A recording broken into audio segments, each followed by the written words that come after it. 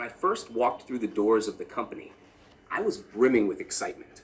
I had landed my dream job as a designer at one of the most prestigious marketing firms in the city. The sleek glass building, the bustling energy of the office, it was everything I had ever wanted. But that was before I met the boss. I remember my first day on the 14th floor vividly. The team seemed friendly, the projects challenging but exciting.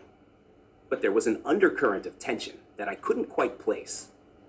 It wasn't long before I understood why. The boss was a person of impressive stature. They had a commanding presence, always impeccably dressed, and they moved through the office with an air of authority that was impossible to ignore. At first, I was eager to impress them, but it didn't take long for the cracks in their polished veneer to show. The boss was a perfectionist, but not in the way that pushes you to do your best.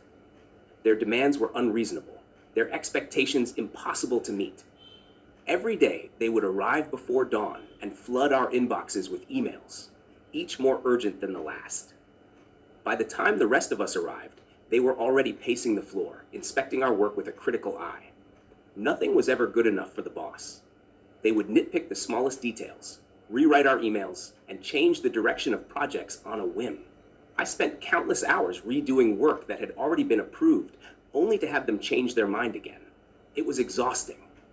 But what made it unbearable was their complete lack of empathy.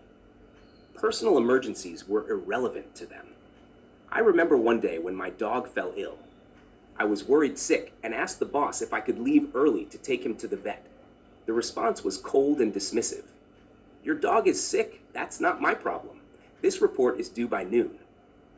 I swallowed my frustration and stayed, working through tears. That's just how it was with the boss. They treated us like machines, expected to churn out perfect work at all hours, no matter what was happening in our lives. As the months dragged on, the 14th floor became a place of dread. We all walked on eggshells, fearing the next email or the next meeting where the boss would tear us apart. The camaraderie that had once made this place special was eroded, replaced by a pervasive sense of anxiety. Then came that fateful Friday. I had been working on a presentation for a big client, something that the boss had been particularly demanding about. I had poured everything into it, staying late every night that week to make sure it was perfect. By the time Friday afternoon rolled around, I was running on fumes. The boss stormed into the office that day, their mood darker than usual. They had just returned from a meeting with the CEO, and it was clear that things hadn't gone well. They were on a warpath, and I was the next target. "This presentation is trash. Did you even try?" Their words cut through me like a knife. I felt my hands tremble as I tried to hold back tears. I had followed their instructions to the letter, spent countless hours making sure everything was just right. And now, in front of everyone, they were tearing me down. "I followed your instructions. I did exactly what you asked," I said, my voice barely steady. "Clearly, you didn't. It's sloppy, uninspired, and frankly embarrassing. Do it again, and don't bother going home until it's perfect." I couldn't take it anymore. Something inside me snapped. All the sleepless nights, the anxiety, the constant feeling of inadequacy, it all came rushing to the surface. "No, I won't," I said, my voice trembling but firm. The office went silent. I could feel everyone's eyes on me, but I didn't care anymore. I was done being afraid. The boss's eyes narrowed and they stepped closer. "Excuse me?" I said, "I won't. I've done everything you asked, and I'm done. We all are." My voice grew stronger as I spoke, the words spilling out in a rush. "You treat us like we're nothing, like we're just tools for you to use and throw away. But we're not. We're human beings, and we deserve respect." I expected them to explode, to shout, to fire me on the spot. But before they could respond, I noticed something remarkable. My colleagues, who had been silently enduring their tyranny for months, were standing up, one by one. They were standing behind me, their faces set with determination.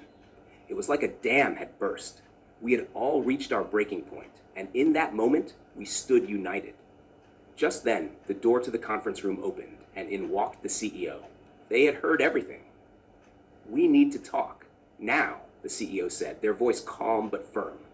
The boss followed the CEO out, their usual confidence shaken. As the door closed behind them, I felt a weight lift off my shoulders. For the first time in months, I could breathe.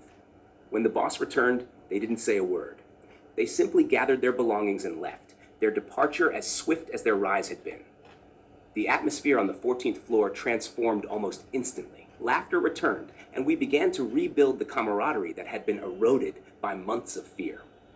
We had weathered the storm, and though the scars would remain, we knew we had reclaimed our dignity. The boss was never seen again. Rumors spread that they had been quietly dismissed, their iron grip on the office finally broken. Their name became a cautionary tale, a reminder of the cost of power without empathy. Looking back, I realized that standing up to the boss was the hardest thing I had ever done, but it was also the most important. We had allowed their tyranny to go on for too long, and in the end, it was our solidarity that gave us the strength to reclaim our voices. The 14th floor, once a place of dread, was now a place of resilience.